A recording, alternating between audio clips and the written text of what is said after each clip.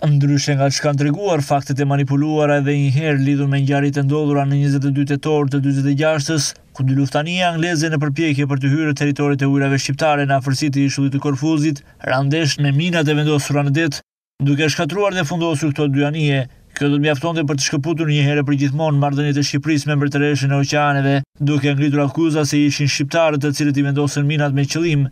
Ky vendim i anglezëve ishte asesi i papranueshëm nga Palajon, duke e çuar çështjen në gjykatën e Hagës, e cila rezultoi pas dorëzimit të provave dhe gjykimit të saj, duke nxjerrë fajtore dhe duke vendosur një gjop ndaj qeverisë shqiptare, gjë e cila u kundërshtua me forcë. Pas gjysmë shekulli e më tepër, hidhet dritë mbi këtë ngjarje historike ku dalin të tjera fakte dhe të vërteta të cilat bëjnë fajtore palën angleze dhe më pak fajtore atë shqiptare. Këto ka sqaruar specialisti gjerokastriti së drejtës ndërkombëtare të historisë, zoti Xenofon Grysanthi, në një nga auditorët e universitetit, duke risjellë edhe një herë në vëmendje këtë të vërtetë të madhe që penalizoi marrëdhëniet e Shqipërisë me një nga fuqitë më të mëdha të botës. Gjykata ndërkombëtare e Hagës në vitin 1949 e akuzoi Shqipërinë si përgjegjëse për atë që ka ndodhur në incidentin e kanalit Korfuzit, që ishte mbytja ose më mirë themi dëmtimi i dy luftanijeve britanike dhe humbja e jetës së 43 marinarëve dhe plagosja e 44 të tjerëve. Dhe ngarkoi me detyrimin për kërkuar ndjesë dhe pagimin e një shume të caktuar prej mbi 800 cami sterlina.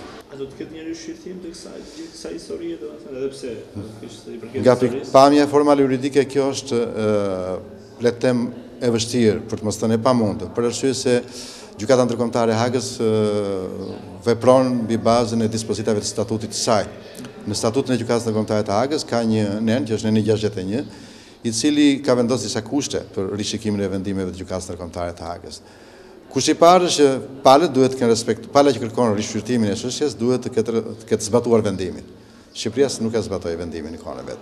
E dyta kërkon që provat që e zbuluara të jenë të tilla që ndikojnë në mënyrë të fuqishme në rishikimin e vendimit. Provat e zbuluara janë të tilla, por kërkesa për rishikimin e vendimit duhet të paraqitet jo më përpara se 6 muaj nga momenti i dhënies së vendimit dhe jo më pas se 10 vjet nga momenti i dhënies së vendimit. Ky afat procedural ka ikur, ka humbur. Nga pikpamja formale juridike kjo nuk bëhet dot.